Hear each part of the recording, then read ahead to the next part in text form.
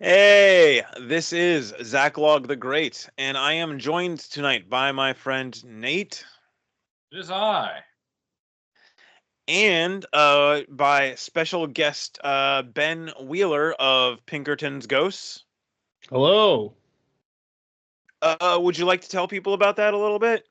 Absolutely. Pinkerton's Ghosts is a horror anthology podcast focused around the paranormal Pinkertons, a trio of detectives who hunt down and investigate the mysteries of the supernatural that come up and out of the shadows and focus onto the world at large, saving children, men, women, and of course, putting those horrible nasties back where they belong, hell or a cold grave. We actually just started season 3. You don't really need to listen. Like, we reference what happens in the other seasons, of course, but you can just start there with the recent episode offerings to Oberon, and have a very good understanding of what's going on and enjoy it fresh. And of course, go back and watch the rest when you want. Archive binge. Yes. My Okay. You're And no longer asking. and I'm going to put a link, to the Pinkerton's Ghosts in the show description. We are getting together tonight to talk about Robert W. Service's poem, "The Cremation of Sam McGee," which Ben Wheeler has agreed to read for us tonight. Before we get to that, I'm going to put that up on the screen, and he'll read that for us. Before we get to that, I did want to mention, if you like my channel, if you like my work, you'd like to support me, you can do that via subscribestar.com/zacklog-the-great, and you can sign up there to be a monthly supporter. Also, something that's been in process for a while just finally arrived in physical form today. Nice. Which is my short novel, "The Mayor of Christ Mountain." It is also available online, on for free on the blog, but it is now available in a print version as well. At the moment, the only way to get it is to message me personally. I intend to. I plan to have it set up where you can just order one online, and they will handle that. But for the moment, I have a few copies that are unspoken for, um, and if you are interested in that, you can comment on this video, and let me know, and we'll work out getting one for you.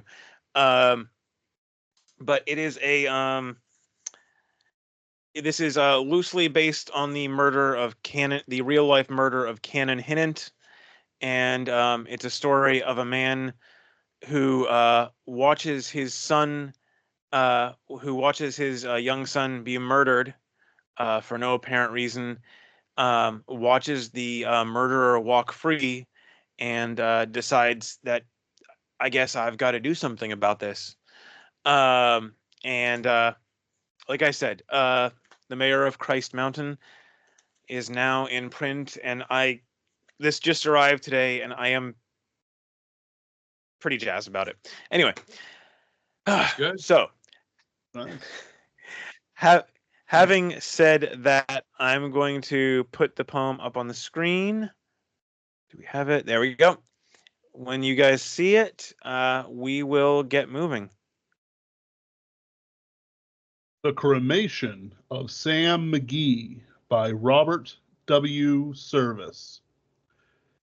There are strange things done in the midnight sun by the men who moil for gold. The Arctic trails have their secret tales that would make your blood run cold. The Northern Lights have seen queer sights, but the queerest they ever did see was that night on the marge of Lake Labarge, I cremated Sam McGee. Now, Sam McGee was from Tennessee, where the cotton blooms and blows. Why he left his home in the South to roam round the pole, God only knows. He was always cold, but the land of gold seemed to hold him like a spell, though he'd often say in his homely way that he'd sooner live in hell. On a Christmas day, we were mushing our way over the Dawson Trail. Talk of your cold! Through the parka's fold, it stabbed like a driven nail. If our eyes we'd close, then lashes froze, till sometimes we couldn't see. It wasn't much fun, but the only one to whimper was Sam McGee. That very night, as we lay packed tight in our robes beneath the snow, and the dogs were fed, and the stars overhead were dancing heel to toe, he turned to me and, Cap, says he, I'll cash in this trip, I guess. And if I do, I'm asking that you won't refuse my last request. Well, he seemed so low that I couldn't say no. Then he says with a sort of moan, it's the cursed cold, and it's got right hold till I'm chilled clean through to the bone. Yet tain't being dead, it's my awful dread of the icy grave that pains. So I want you to swear that, foul or fair, you'll cremate my last remains. A pal's last need is a thing to heed, so I swore I would not fail, and we started on at the streak of dawn, but God, he looked ghastly pale. He crouched on the sleigh, and he raved all day of his home in Tennessee, and before nightfall, a corpse was all that was left of Sam McGee. That wasn't a breath in that land of death, and I hurried, horror-driven, with a corpse half hid that I couldn't get rid because of a promise given. It was lashed to the sleigh, and it seemed to say, you may tax your brawn and brains, but you promised true, and it's up to you to cremate those last remains. Now a promise made is a debt unpaid, and the trail has its own stern code. In the days to come, though my lips were dumb, in my heart how I cursed that load. In the long, long night, by the lone firelight, while the huskies round in a ring howled out their woes to the homeless snows, oh God, how I loathed that thing. And every day that quiet clay seemed to heavy and heavier grow, and on I went through though the dogs were spent and the grub was getting low. The trail was bad, and I felt half mad, but I swore I would not give in. And I'd often sing to the hateful thing, and it hearkened with a grin. Till I came to the marge of Lake Labarge, and a derelict there lay. It was jammed in the ice, but I saw in a trice it was called the Alice May. And I looked at it, and I thought a bit, and I looked at my frozen chum. Then, here, said I with a sudden cry, is my crematorium. Some planks I tore from the cabin floor, and I lit the boiler fire. Some coal I found that was lying around, and I heaped the fuel higher. The flames just soared, and the furnace roared, such a blaze you seldom see. And I burrowed a hole in the glowing coal, and I stuffed in Sam McGee. Then I made a hike, for I didn't like to hear him sizzle so, and the heavens scowled, and the huskies howled, and the wind began to blow. It was icy cold, but the hot sweat rolled down my cheeks, and I don't know why, and the greasy smoke in an inky cloak went streaking down the sky. I do not know how long in the snow I wrestled with grisly fear, but the stars came out and they danced ere again I ventured near. I was sick with dread, but I bravely said, I'll just take a peep inside. I guess he's cooked, and it's time I looked. And then the door I opened wide. And there sat Sam, looking cool and calm, in the heart of the furnace roar. And he wore a smile you could see a mile, and he said, please close that door. It's fine in here, but I greatly fear you'll let in the cold and storm. Since I left Plum Tree down in Tennessee, it's the first time I've been warm. There are strange things done in the midnight sun by the men who moil for gold. The Arctic trails have their secret tales that would make your blood run cold. The northern lights have seen queer sights, but the queerest they ever did see was that night on the marge of Lake LaBarge. I cremated Sam McGee.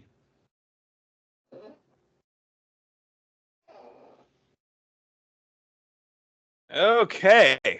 Thank you, Ben and Nate.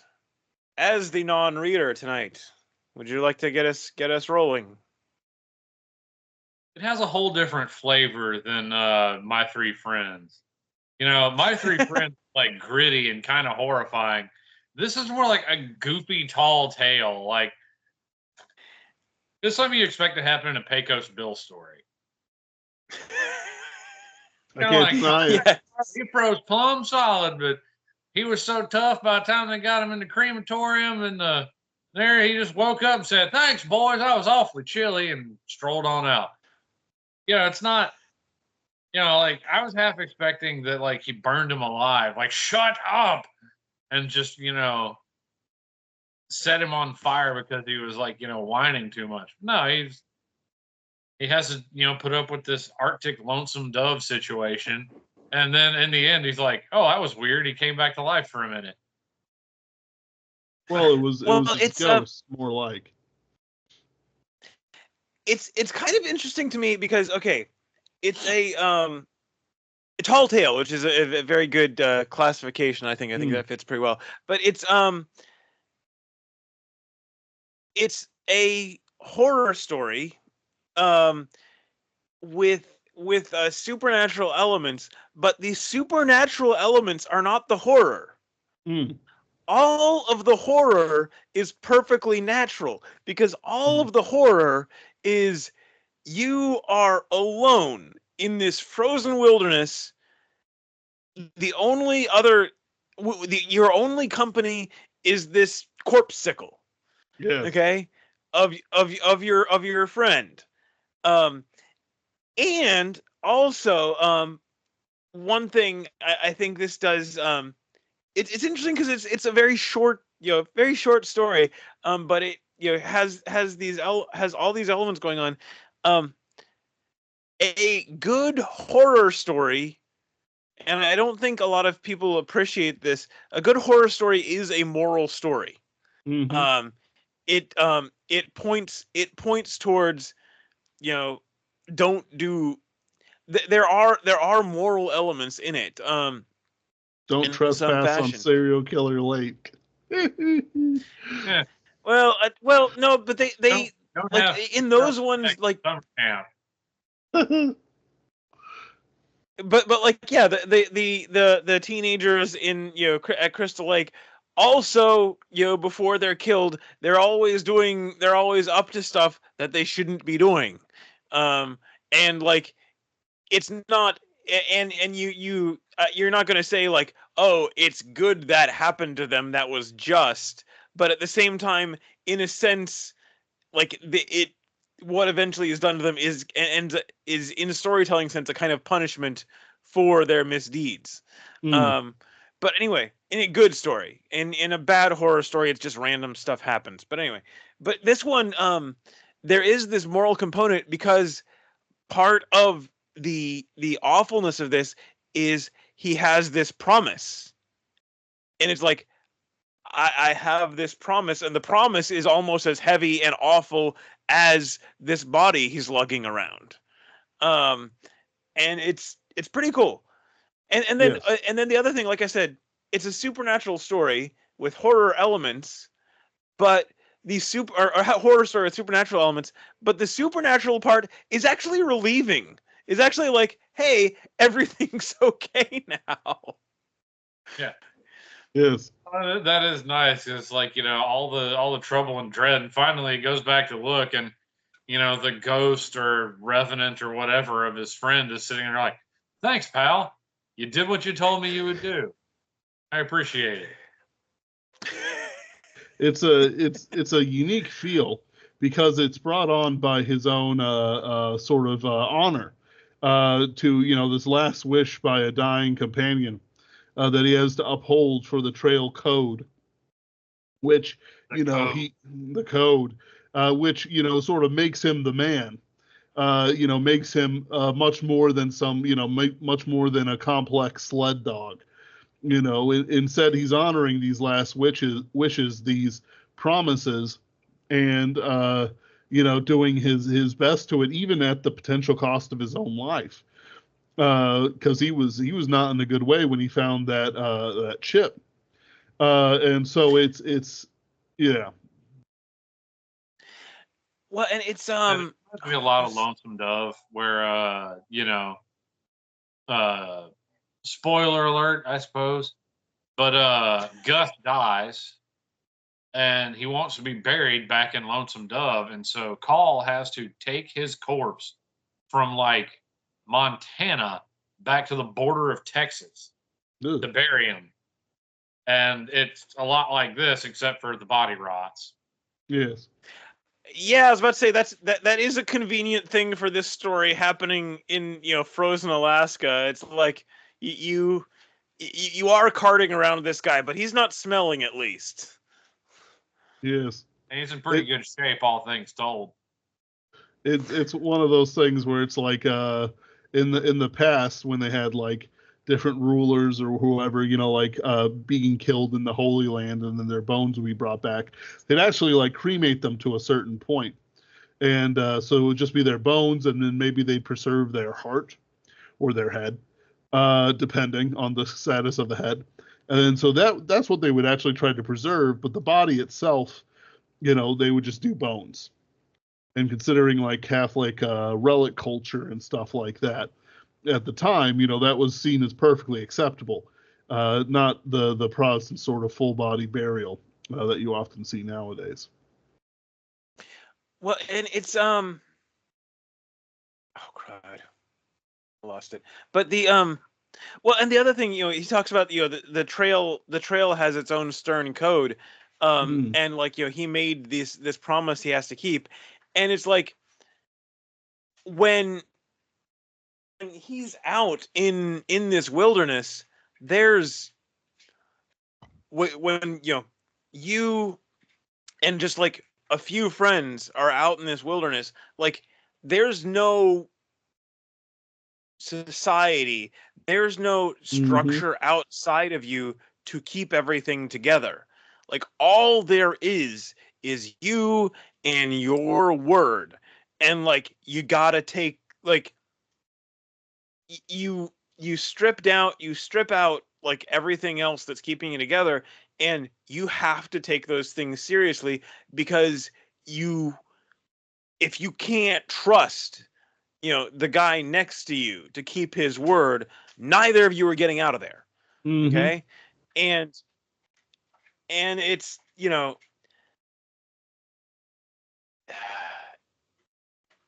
in some ways, a healthy society gives us the luxury of behaving pretty badly. And it's what's the there's the what is it? Good hard times make strong men. Yes. Hard times make strong men. Strong men make good times. Good times, weak men. Weak men, hard times. Of course, then there's the Russian version. Hard times make strong men. Hard times make strong men. Hard times make strong men. Hard times make strong men. Yes. That's what they say. It's one of those things with like high trust societies. Now that we're losing our high trust societies, it's like, well, what was the origin of that? It was these brothers, not that they were brothers in the story, but this sort of brotherhood of miners and stuff like that, like there's things from the California gold rush that, they wouldn't touch, his woman, his tools, or his gold. They'd fight him, they drink him, like if he left a bottle of alcohol, they take that. But there were sacredness, high trust items that they wouldn't touch. because they knew that was like a thing too far. If a dude leaves a sandwich out, maybe you shouldn't have left that sandwich out, buddy. But it's like if they touch their livelihood, or the ability to get a livelihood, or the love, or the love of their life, or the squaw that cooks for them, for that matter, it's a thing that destroys the ability. That if it was destroyed for them, they'd also not be able to function and make money, and they'd starve to death. I think one of the things that makes Cap a really decent guy here is also that it doesn't say there's anybody else around. It was him and Sam. And so unless he, has a talking dog, no one would know if he just, chucked Sam's body into a ditch somewhere. But he didn't do it. And so, it shows that he is not only honorable because, he mentions what's expected of him, but again, not like somebody's going to go back and check. They're not going to call a seance, bring the ghost of Sam McGee. Hey, did you mind being buried in the tundra? No, I didn't. That's exactly the opposite of what I wanted. Go beat up Cap for me. Well, and it's what's to refer to another proverb, there's the idea that character is what you do when no one is watching. Yep. Or and okay, there's no one else here who's gonna hold me to account. I could do the easy thing. I could do the thing that does not leave me, that does not give me nightmares for a month afterward. Before he sees the, does he have nightmares about seeing Sam? Sam was happy. I don't know, but in the fire. But carting, carting this body around, and having like I said, having that be your only company for a week, a couple of weeks. Things were different back then, though, man. You got to figure he's probably seen one or more stiffs in his time. The fact that he's got to, move this one around is just like, well, that's extra unpleasantness. But well, he hated it. He definitely hated it. Oh yeah, it was unpleasant, but I don't think it was like gonna ruin his sanity. Yeah, I'd agree with that. Is that I just get through the tone of the story, like through the tone of the words and all that it's like, this really sucks. I should never have promised him this. I'm having just a really bad time. But it's never like, it wasn't like it's just like a Poe story where he's like, ugh. It's like I want to smash him with an axe, or I want to eat him, or I want to feed him to the dogs, or something like that. He's always like, God dang it, Sam. You gotta be even past the end. He treats him seriously, but at the same time, he doesn't. He doesn't make light of it either. But he doesn't. This isn't world ending. This is just a tale. That he's going to be telling. But even then, he might not even tell it. Quite frankly, like this is. This is a tall tale, sort of thing. A poem of horror. Like this is, the Aurora has seen horror up there in the icy snow. He's like, yeah, it's a queer sight. It's a weird thing that happened with Sam McGee. He's not saying it was like, bone chilling or something.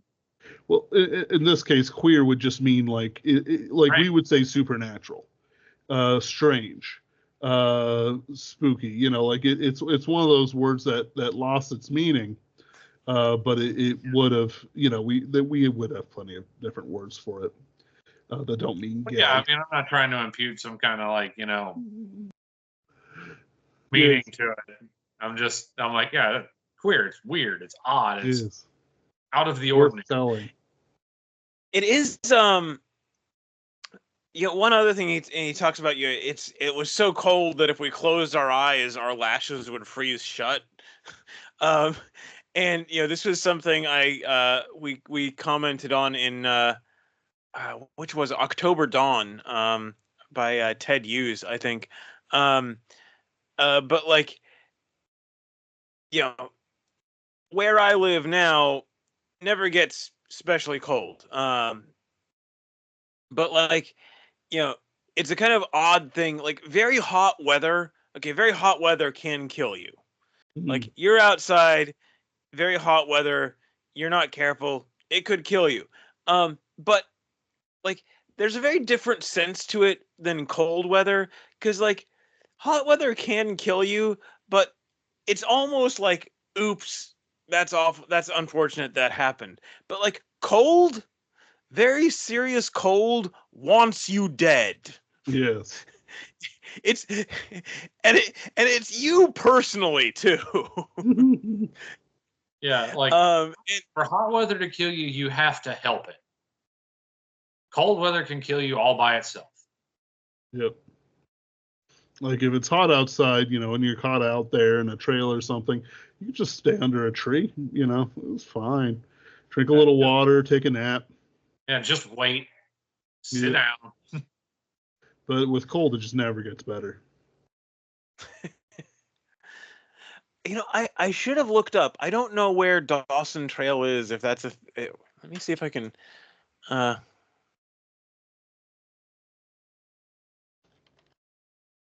Ontario. Lake Labarge just makes me laugh because there's actually a Louis L'Amour story. It's kind of one of his seafaring tales, which are some of his best work. Like, I really love his seafaring tales. But it's Sitka is the story, but the main character is a fellow named Jean Labarge. And he's like up around Alaska and sort of Yukon territory. And like apparently they make him sort of like instrumental in getting the Seward Purchase done and having Alaska brought into like, America. I'm like, it's a good story, but just Lake Labarge made me chuckle for a completely unrelated. Yeah. I believe this is an actual place. Yes. Because I think I remember seeing someone comment on having been to visiting that place and reading this poem at Lake Labarge. And yeah. So it's so like how Alaska has that panhandle that reaches down into British Columbia and into Canada. So if you imagine it, where all those islands are that supposedly Sarah Palin haunts, those strange islands, north of them, past Whitehorse, there is a Lake Labarge.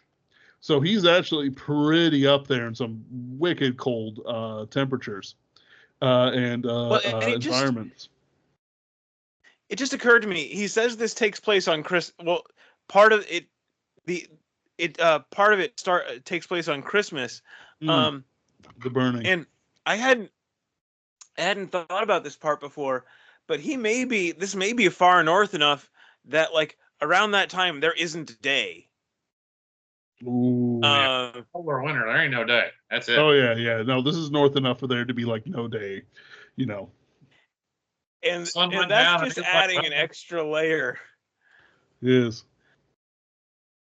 Maybe a little bit of glow from the morning that won't come, but taunts you as it's over the hills. I don't know. Just a little glow. Experience a polar summer and a polar winter just to have that sort of like timelessness. But then I'd have to be cold. There's one person I understand in this whole thing. It's Sam McGee. Be like, God dang it, I've been cold for 40 years. This sucks. Well, and it is also interesting because it's like what and we don't have the same. Keep going. Sorry. Go ahead. We don't have the same kind of like frontier these days, but like the idea of, well, I guess there is a little bit of it, but like it in Alaska kind of place, but like the idea that men go out into these awful places, basically more or less searching for treasure. Yes. And in these kind of conditions and just push their way through as best as they can is kind of fascinating. I was looking at different things and I saw the reviews, and one John Dooley says, "Hello from Tennessee. My friend Sam and I visited here a few years back. Although Sam froze to death, the lake has a great crematorium, world class. Stars are beautiful. Would recommend." That's a fantastic. 3 years ago. Yes. John Dooley, my hat's off to you. That was a good one. It is. Oh, man. Hey, talk about an interesting story happening in the Arctic. I recently learned that Stalin was exiled to Siberia like 6 times, and 5 times he just walked out. Wow. Walked out of Siberia back to metropolitan Russia. I was like, you're a horrifying monster, but I got to give you credit for being tough. Mm-hmm. They said the deadliest blizzard happened on like around Christmas time in, I think it was like 1912. They said it was the deadliest blizzard, not because it killed the most people, but because by failing to kill the one person it needed to, it doomed 20 million others. They're amazing. Like, if it started 30 minutes earlier, if Stalin had, like taken one wrong turn or any of that, he would have froze to death in this sudden whiteout. But as it was, he made it right back to his little settlement and then just fell over. And they dragged him into shelter and warmed him up. Wow. I was like, so close. Well, and then there's also the question of like, without is it the and we're going everywhere, but that's okay. Is it this one person, or is it this general trend that he happened to be a part of? Like, how much of the same thing would have happened without Stalin himself? It wouldn't have been exactly the same. I don't actually know that. It would have been Trotsky instead of Stalin. I mean, it would have been Trotsky instead of Stalin, but I feel like Trotsky might not have killed 20 million of them. There would have been hundreds of thousands of deaths, but Stalin was a vicious son of a bad person. I mean, he was. That's a pretty loaded statement there. Stalin? No. Yeah, I mean, I don't know. Hot take here. Stalin was a bad guy. Mr. Healy was not a kind dude. Koba the Dread wasn't our best friend. Yes. But freaking Jesus, man. I don't know. Of course, I mean, by the time Lenin died, they were already 100,000 deep. But I mean, so let me. He's a pretty big part of keeping things together for Lenin while Lenin was setting up everything. So I don't know. The whole thing might have died of mourning. Well, there's to bring it back more to the point, like there's a certain thing in the cold that does harden men and make them a certain sort of way. And I think that definitely affected Stalin and others in the Russian Revolution, especially those who were sent to the gulags, because the ones who had hardened wills would survive the cold.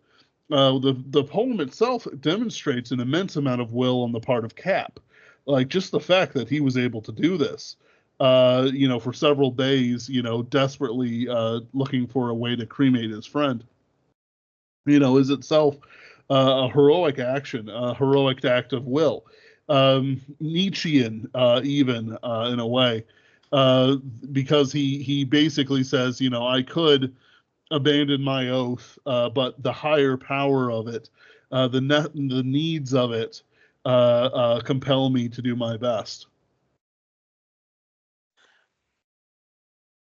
Well, and let's see. One other thing interesting from this, and let's see. That very night as we lay packed tight in our robes beneath the snow, and haven't experienced this myself, but it's kind of this weird apparent paradox. in circumstances like that, you get yourself, bundled up, and you actually pack yourself underneath the snow as an insulator to keep you warm, which is, seems bass backwards to people who haven't been in conditions like that. And it's I don't know. I would find it interesting to have explained how exactly that plays out, because it would have to melt, and you have to be dry. Like if you're wet in these conditions, you're dead very fast. And so I don't know what essentially how the way I've all of that is that the warmth melts a thin little bit of it, which then freezes and recrystallizes, and after that it sort of hits like a stasis point. And then it's like being in like a glass shell with a bunch of blown in insulation around it.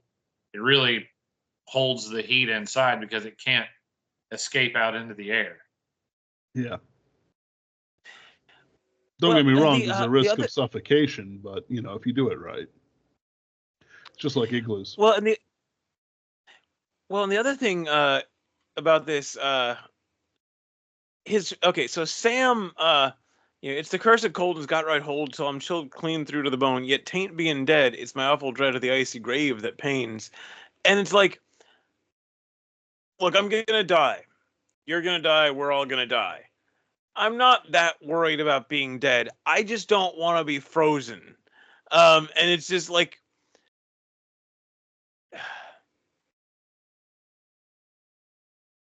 this, I don't know. I guess I've never, not quite near enough to give it serious thought, but I've never, given that much consideration to what's happening, to my body after I die. And like thinking about okay, I'm gonna die, but I just don't want to be I just don't want to be frozen. I don't want to be buried in in this icy ground, which it's kind of weird because okay, this is a cremation, but if I understand the mechanics correctly, burying him in some respects would be harder. Yes, burying him properly. A lot of times up there, they would have a shed full of stiffs, and when the ground thawed out of it, they would dig the graves real fast, bury everybody at once, and then be like, "Oh, that actually okay." Now that gives another layer to this story. I don't want to be a corpse-sicle stacked on top of 5 other corpse-sicles until spring comes around. That's interesting, and that definitely gives another layer to the story. It's I like it. I like it a lot. Not that it's one of those things when you think about it, it gets worse. Because it's kind of like Louisiana, where the ground itself will throw up the bodies because of how soft the ground is and how it works. So it's like the opposite. Like you have to deal with these dead bodies somehow. For Louisiana, it's why they have all these above ground grave sites, these spooky cemeteries and such. But yeah, here we have some very interesting necropolises. Yes. Oh no! Actually, what a good word. Things that happened during Hurricane Rita. Like my granny had my pawpaw, and my granny was his wife. So they had a little farm just on the south edge of Calcasieu Parish, which is one parish up from the Gulf, about 40 miles. Okay. After some of the hurricanes, they had coffins from down in Cameron Parish had been barfed up out of their cemeteries and rode the storm surge all the way up. A couple of miles deep into Calcasieu, landing on their farm. After the storm went down, they were like, "Where'd these folks come from?" They checked around. They're like, "No, these are from down in Holly Beach." That sounds like another version of a Sam McGee story. The traveling the traveling dead. I don't know. That might be a good narrative poem in itself. Um, Just fishing in the and just bayou. Don't go out at night lest you face the floating dead. And all of a sudden he looks around and there's these coffins, each one with a candle at the prow, floating around him, silently going. And just the skeleton shrimp fleet. Yes. Poltergeist Piros. So this is, going a little a little off topic here, but we've got the as of the time I'm recording this, we have the election coming up, and I just remembered in the last presidential election, I don't my my mom voted Democrat, and it breaks my heart, and she never would have done that when she was alive. Yes, my grandmother as well. They knew where that was going. My grandma's voted Democrat her whole life, and now that she's in the end of it, she's going to finally vote Republican. Yes. I'm like, yeah. I mean, she's going to vote Democrat, in the next knock. Yeah, I mean, someday she'll return to the Democrat roles. She'll revert to form, I guess, after. Yes. Oh well. No, I was just repeating the joke that Zach Log made. Yeah, that's an old joke. That's nothing terribly fresh, but it's not as fresh as Sam McGee, who was kept nice and.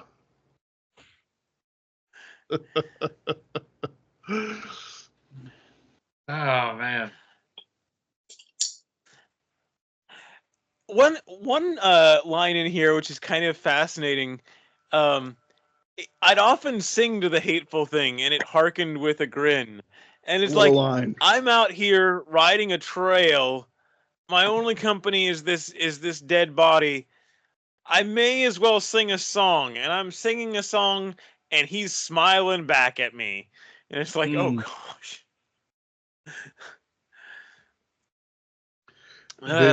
There's a man. I did like the line. The heavens scowled, the huskies howled, and the wind began to blow. Very good. It's a great poem. The visual and the cadence to it is pretty great. I don't know whether it's just how I read it. Like, there were only a few times where the cadence of like having three different parts in each line was broken.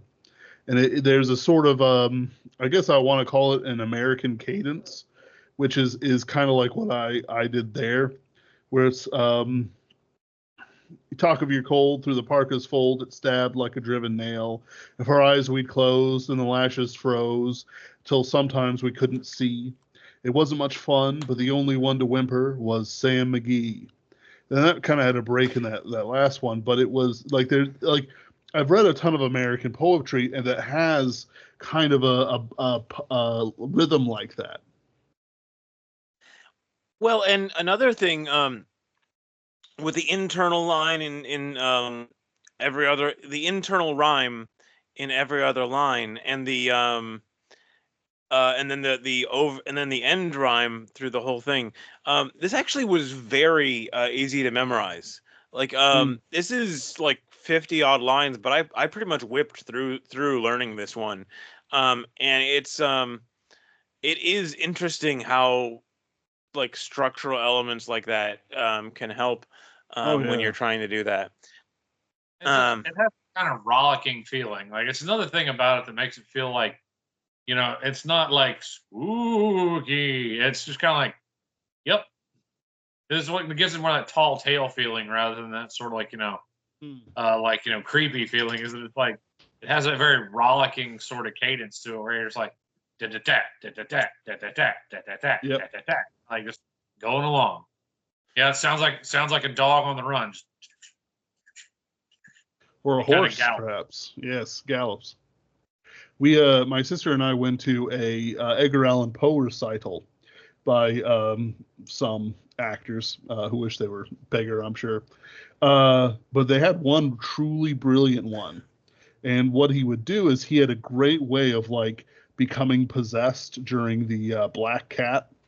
So whenever he started getting angry towards his wife or the cat or anything like that, his eyes would roll back and his posture would change to become more threatening. And, he had this rough edge to his voice that made it sound like it was not just a man, but a demoniac who was telling the story of why he had to axe murder his wife and 2 cats. Eventually. So that sort of thing, that sort of drama, it just doesn't work here. Really what it is somebody telling the story, on a winter's night, to some grandkids, or something similar. Yeah, this is a Bigfoot story.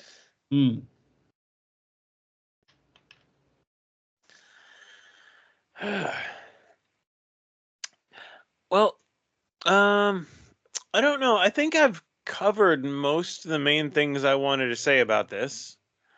Nate, how about you? Any last thoughts on Sam McGee and his warm end in a cold land? Yeah, don't go to cold lands. They're terrible. I mean, there are a lot of bad ways to die in Louisiana, but none of them involve the word corpsicle. So, I mean, if you get on the wrong side of a restaurant owner, I don't know. That's a story. I'm sure it's happened at least once. At least once. And Ben, how about you? Any last thoughts on the poem tonight? This is a very American poem, and I think those who, especially those who sort of want to promote, I know it's set in Canada, but man, especially ones who want to promote like American culture and want to memorize something light, breezy, or even just kind of know the story to tell it, I think this would be an excellent choice. So I am going to have some competition to my reading with this one on YouTube, because there is a version recorded and posted on YouTube by Johnny Cash. I think his is going to get more views than mine, but that's okay. You're fighting for second place, buddy, but it'll be all right. Yeah. It's Johnny Cash. It's still worthwhile to do it, but it's just Johnny Cash. Okay. Thank you both for joining me tonight. Again, you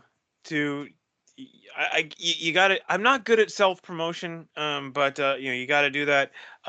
If you're interested, you can comment. Like I said, the only way to get this is directly from me right now. I'm going to work on setting up something more regular. The Mayor of Christ Mountain. There's a little, back of the book description there as well. Thank you both for joining me tonight, and God be with you. Yep.